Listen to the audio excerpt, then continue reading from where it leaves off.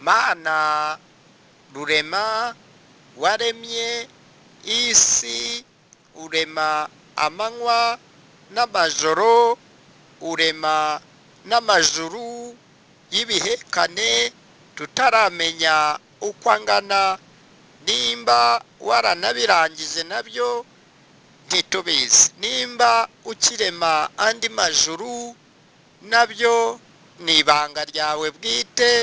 Mana tabara abari ku isi bafite ibibazo bitera bakanabisangiza bagenzi babo, bityo Mana utabare abantu batera bagenzi babo ibibazo kandi batabigizemo uruhare ngo nabo ngo babyumve, maze ngo bafateho sheya, bafateho imigabane kandi bitari ngombwa.